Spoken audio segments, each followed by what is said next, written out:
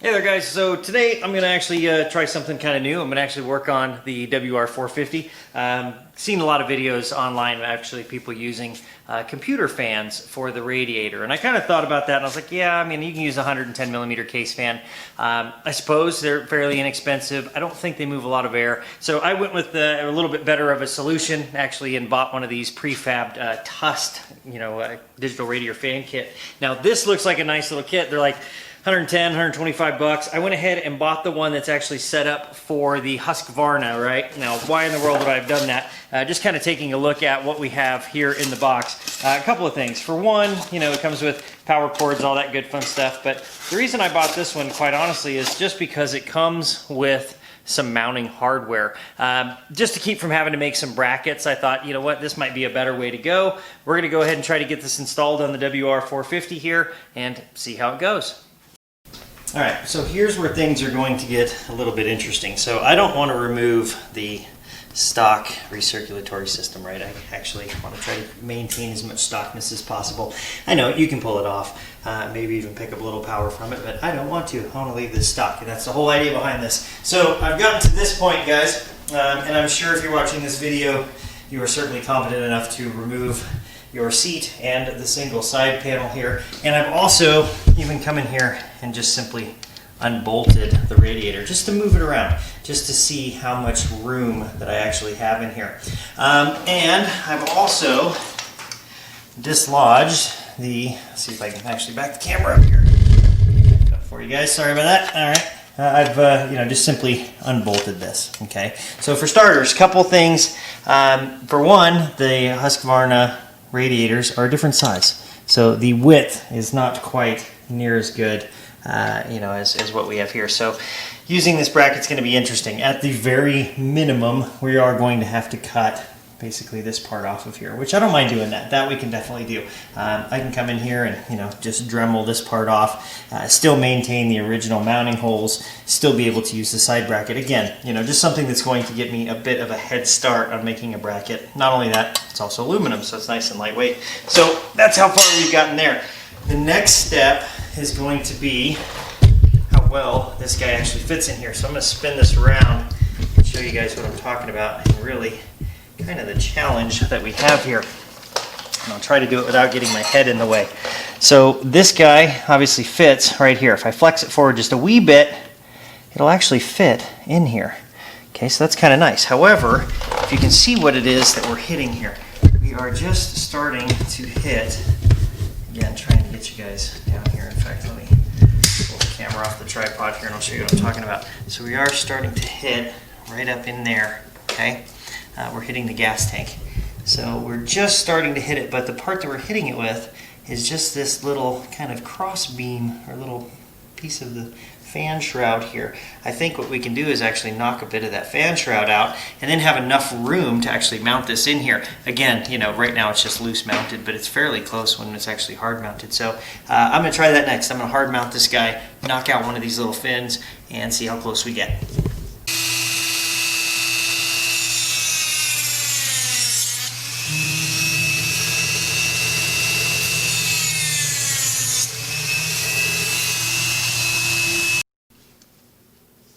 So now that we've cut that off, that little piece, let's see if now, oh yeah, look at that. Okay, so now we've got plenty of room. All right, boy, that's fantastic. That couldn't be any better. Just enough room, I'll call it wiggle room, right? It's not up against the tank, which is what I wanted.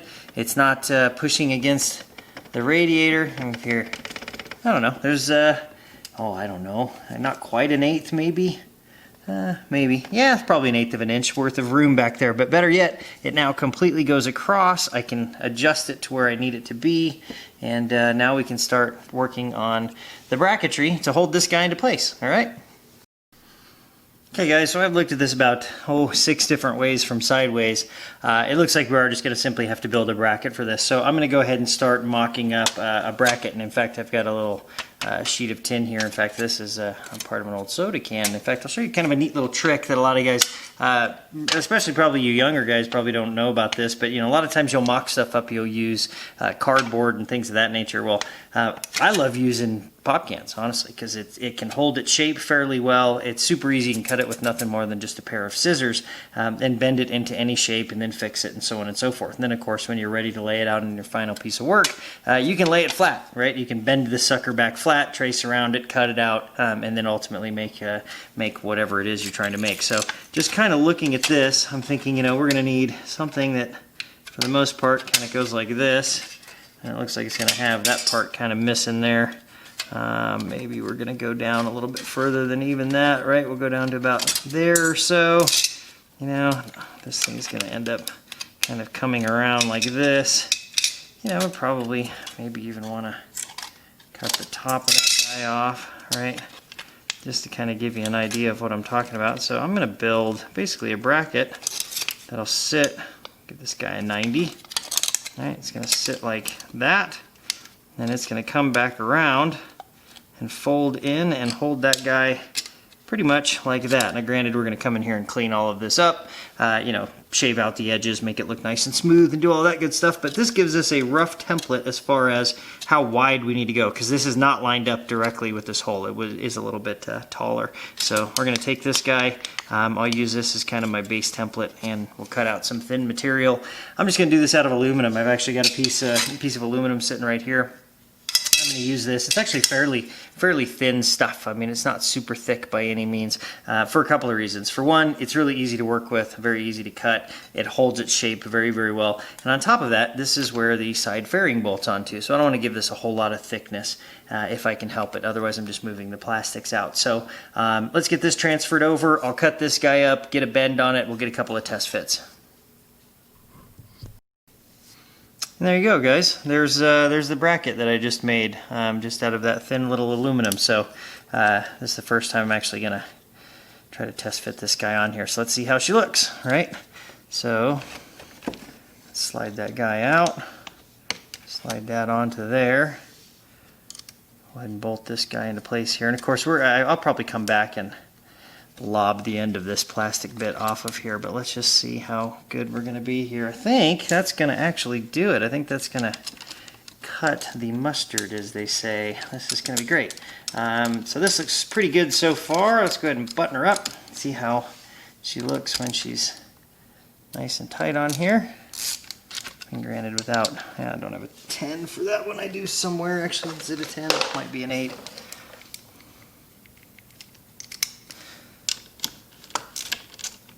Well, I gotta tighten it on the back end, but I think you guys get the idea there.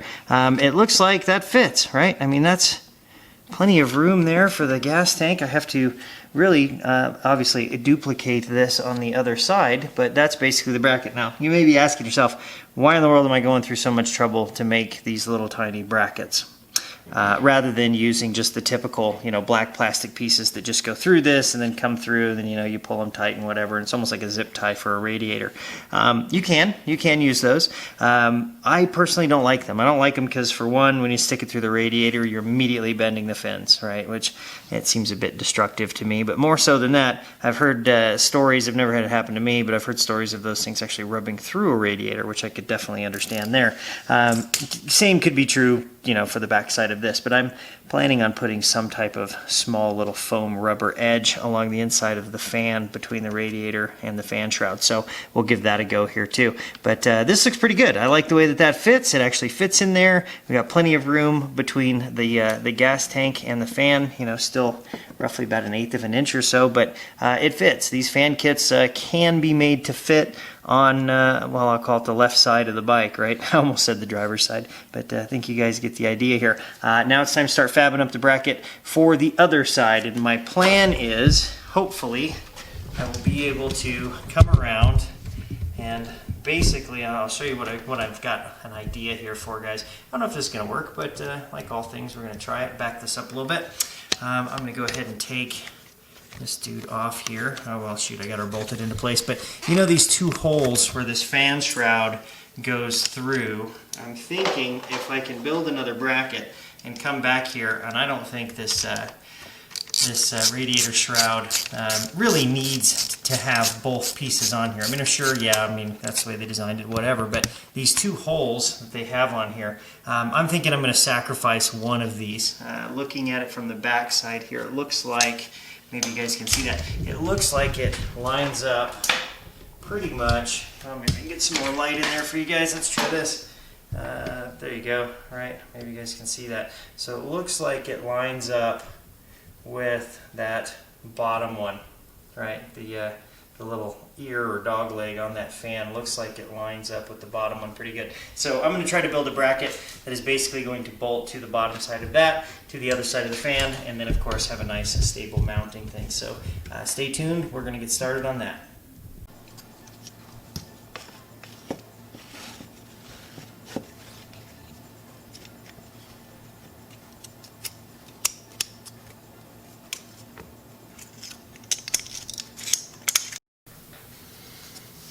There you go, right? That's the total finished product right there.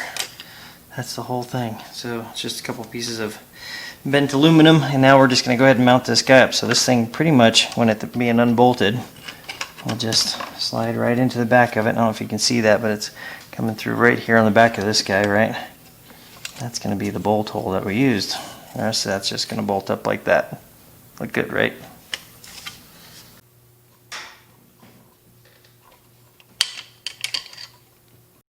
Alright guys, so I'm actually going to make another quick change to this. I'm going to try to get the flashlight in there so you can see this. So you see how close this guy sits to the gas tank here. I'm actually going to mark it and pull that guy off and actually shave a bit out. I mean, it's a bit of a gap, but I would like it to have just a bit more of an air gap, just in case this guy, you know, flexes at all while I'm on the trail. So I'm actually going to pull that guy off. You can probably see a little bit of that mark here, and I'm just going to grind just a little bit of that shroud away. Not a whole lot, but just enough to make a little bit more room. So here's what I've ultimately done with this fan, and I think this is going to be the complete piece, or the final piece of it. So just to kind of recap real quick, guys, here's the fan. I cut out the spar here that goes across. I also went ahead and just gently notched this guy down just a little bit, because that's where it's going to meet up here, right with the gas tank. But let's go ahead and get this guy final mounted and see if everything looks good. I think we're about there, but again, this is really what it looks like. You know, just a bracket that comes around. The bracket goes up a little bit to meet up with the spot you bolt onto the fairing. The other one is just quite literally a simple L bracket. I did cut the bottom of it off just a little bit, if you guys can see that. You know, you do have to get it kind of close because that hole actually has a little bend on it, but it's basically nothing more than just an L bracket. I mean, you could make it out of, I mean, this is made out of aluminum, but you could make it out of steel, make it out of whatever you want. Pretty straightforward, pretty simple. Just kind of watch your tolerances and make sure that it bolts up right. All right, so we'll go ahead and bolt this guy in. There we go, guys. That's his final assembly. So you can see how close we are there, you know, with the little part that we cut away. We don't have to modify that fan a whole bunch, but there you go. It's all bolted up. It's final assembly using our final hardware that I was going to use here. The rest of it is just a matter of kind of putting the fairing back on. It does look like we'll have to trim that just a wee bit, but for the most part, this guy's in here. We can now kind of move on to doing the wiring. So the next thing we need to do, guys, is get the little temperature probe shoved into the radiator along with this thermal paste. Now this thermal paste, it actually says right on it for CPU coolers. This is the same stuff you find in you know, typical computer electronics. The bummer about that is, for one, it's great, it transfers heat very, very well. The bummer is this is not an epoxy. This is not an adhesive of any sort. That means you got to figure out a way to get this thing shoved into those fins and then also hold it in place, because that's going to be very important as well. In fact, the instructions recommend perhaps safety wiring this little guy in there. Well, not only that, we also have another issue that we're running into as well, and I'll try to bring you guys in and show you what I'm talking about here. So if you look at the actual radiator itself versus these little fins here, I'll try to get you guys just a wee bit closer, so hopefully you can see what I'm talking about here. This is actually quite a bit wider than the actual fins themselves. Meaning that I can't just take this thing and just shove it in here. It's not going to fit. So looking at this device here, really what this is, and well, let me back you up a little bit here. Oh, there you go. All right, trying to do this both at the same time. But if you slide this little heat shrink off of here, you'll notice that the electronics are actually inside the barrel here. This is nothing more than just a piece that transfers heat back into this, and just a piece of copper. So I'm going to come in here and I'm actually going to gently drum sand with the Dremel and make this guy a little bit more narrow so that it does properly fit in there. So we're going to go do that, and I'll get back to you here on this in just a second. There we go. So guys, now I've gone and have dremeled that guy down to the size of the WR's radiator fins here, and as you can see, this guy actually fits in here real nice now. Real easy to be able to get this guy in and out. In fact, you can test fit it up here at the top. I'll show you what I'm talking about. Up here at the top, there's some kind of open fin areas where you can test fit these guys really easy. Sure enough, that's what you got to do. You got to grind that guy down to where it matches the width of the fins. Alright guys, so I went ahead and actually marked this guy and pushed this guy in here. So, you know, kind of when you first put it in, you just want to kind of gently rock it back and forth. You know, you're not going to shove anything. You don't want to really bend it if you can help it. You know, like I said, I marked that one little area with like a Sharpie or felt tip pen or something. That way you know exactly which fins you can come back to. So now, I'll go ahead and remove this little guy. And now we take our thermal paste here. And they say to squeeze about half the tube into this guy, into that fin. So, oh boy, well that happened very, very quickly. I don't think I even got half the tube in there. There. Alright, so we'll then kind of wipe away a bit of that excess here. See if we can stick that dude in there. Yeah, we definitely can, but boy, I had a lot come out of both sides here, so hopefully that's enough. I may back that guy out and actually put a bit more in there just to kind of see what we can do. Try to get as much of this thermal paste in there, but I think you guys get the idea, right? And there you go. That's the finished inserted probe there, guys. You can see a little bit of thermal paste there on the top.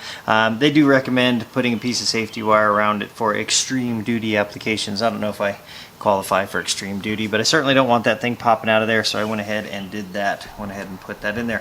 I'll show you this a little bit too. The other side, it actually does kind of, oh, if I can get the camera to focus, there you go. It actually does kind of protrude out just a little bit, if you can see that. But needless to say, it's in there, it looks good, it's solid, it's stout. I don't think it's going to come out, and we can go on to finishing up the wiring here. Alright there guys, so just to kind of spare you from the boring part, I kind of assume you guys all know how to run wire, but you know, just ran the power cable from the battery down underneath the tank. You know, there's actually a wire loom that's already there. I actually decided, instead of mounting it down here on the frame, the little control box like a lot of folks do, I've gone for something else. I'm actually going to put mine right up here, so I'm going to be able to see this thing while I'm riding, so I figured that would be a good spot to put it.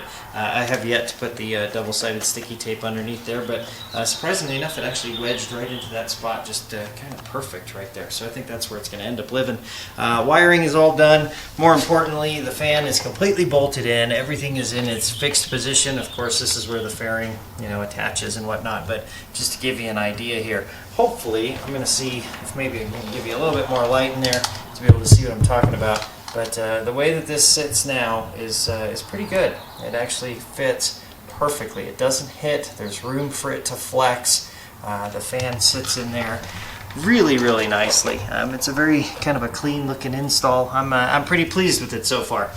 One thing I'm going to have to do is I will have to modify the fairing as well as this plastic bit, just simply because they don't fit on there anymore. So where I've taken up that bolt hole is where that nubby is. We're going to have to obviously modify this just a little bit. So we'll go ahead and just kind of cut these pieces out, make it all fit, and get these pieces back together.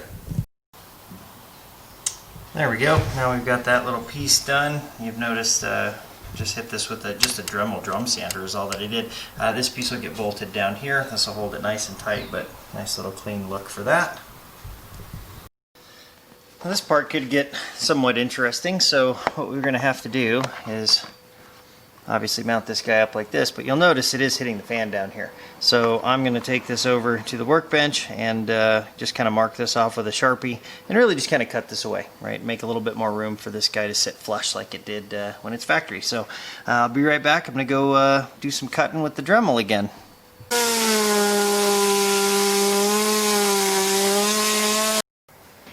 So here we go. I've gone ahead and made my cuts through this guy just to kind of show you what this guy looks like, right? I did have to kind of grind down a bit of the ribbing on the back side here, but for the most part you're just kind of cutting, you know, what looks to be like a U channel out of here. It's actually a lot simpler of a cut than I thought it was going to be, so that's a good thing, because now when I go to set this guy on here, I mean, look at how well that thing lines up. I mean, isn't that just a thing of beauty? I was like, boy, that's great. I think that will be just about perfect. So let's go ahead, we'll throw some bolts into this guy, and we'll get her bolted up and see what she looks like as a final piece. There you go, guys. That's it. That's the completed installation. I think she turned out pretty good. I think she looks nice in there. Looks like it should work pretty well. You know, just got everything bolted back together. Of course, I finished up mounting this. I'm sure you guys don't need to see somebody with the liberal use of double-sided sticky tape, but that's what that is. Came with it. Bolted that guy up right there. It actually fits. I was actually impressed. It actually fits kind of nice right here. The only thing that I don't really like about this so far, there's no way to turn it off. So once it's connected to the battery, it's on there forever. I may actually come back in here and at some point you know, just wire in a toggle switch or something like that so I can turn it off so it doesn't kill my battery while it's just sitting out here. But there you go, guys. That's the completed install of the Tusk fan kit on a WR450, this one being a 2008 variant. And thanks for watching, guys. If you like this kind of stuff, consider subscribing. We'd love to have you back. All right, thanks, guys.